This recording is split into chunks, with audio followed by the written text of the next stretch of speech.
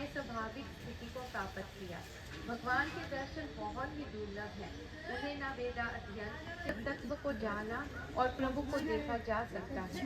केवल भगवान के लिए कर्म करने भी है। नहीं मानोगे तो कुछ भी नहीं है। मानोगे तो ये मिट्टी है और मानोगे तो ये वो स्थली है, और जितनी स्थली जहाँ भगवान श्री कृष्ण और अर्जुन का रथ है, और ये भगवान राजरूप के दर्शन अभी करवा के देते हैं। तो तीर्थों में आते हो भाई, टाइम पास मत करो, ये फोटो ये खाना खाना इसमें समय बर्बाद मत कीजिए। कृपया करके मैं अपने ज्ञान को, आपके ज्ञान को समझ सकूं, ये आशीर्वाद है।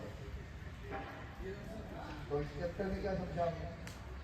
भगवान ने अर्जुन को क्या अपने ज्ञान दे दिया, लेकिन फिर क्या कहा? देखो बेटा, तुझे करना ही नहीं करना है।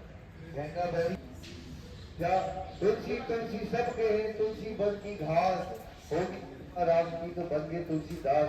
वेदहार कोई और है भेजे जो दिन रहे, लोग धर्म हम पर करे तासो नीचे न। यही बात याद रखना है। करने वाले है क्या ये आपने औद्योगिक का कर्म बंधन सब कुछ करा है।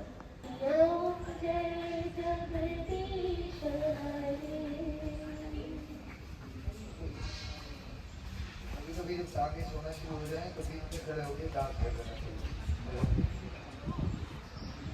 इतना सा याद रखना है आपको, क्या सब कुछ प्रभु आपका है और आपकी सेवा में आपने ही हमें लगा लिया। निमित्त मात्र का भाव मेंटेन करके चलिए, लाइफ बहुत ही सुंदर हो जाएगी। और इस चैप्टर में क्लियर कर दिया भगवान ने। दान कर दोगे तो मुझे दर्शन कर लोगे मेरे। जब तक तुम अनन्य प्रेम अर्जुन के ड्राइवर क्या बन गए भगवान जी? प्रेम से। दुर्योधन का मेवा खाया या विदुरानी के केले के छिलके खा लिए? आपको भाव क्या होना चाहिए? मैं देने वाला हूँ, मैं महान हूँ, प्रभु मैं तो तुच्छ हूँ। ये तो आपकी कृपा होगी कि आपने दिया था ताकि जगत के ज्ञान में आपकी तरफ से ड्यूटी समझ के ये कर सके। तब तो भाव सही है। अगर आपने दान दिया, हम इस पे पंखा पे अपने नाम लिखवाएंगे, ये मकान हमने बनवाया है, ये आश्रम हम बनवा रहे हैं, हम हॉस्पिटल बनवा रहे हैं, तो फिर आपको अच्छे कर्म करने का, भगवान को प्राप्त करने की इच्छा करनी चाहिए। यदि कोई भक्ति योग के विधि विधानों का पालन भी नहीं कर सकता तो भगवान के लिए कर्म करने का प्रयत्न करना चाहिए। इस प्रकार कर्म करते हुए वह सिद्धि प्राप्त कर लेगा। परंतु यदि यह भी नहीं कर सकता तो अपने समस्त कर्मों के फल का त्याग करते हुए आत्म स्थित होने का प्रयास करना चाहिए, जिससे मन को शांति मिलती है। से विचलित हो जो हर शोक भय चिंता और कष्टों से मुक्त है और जो संसारिक आकांक्षाओं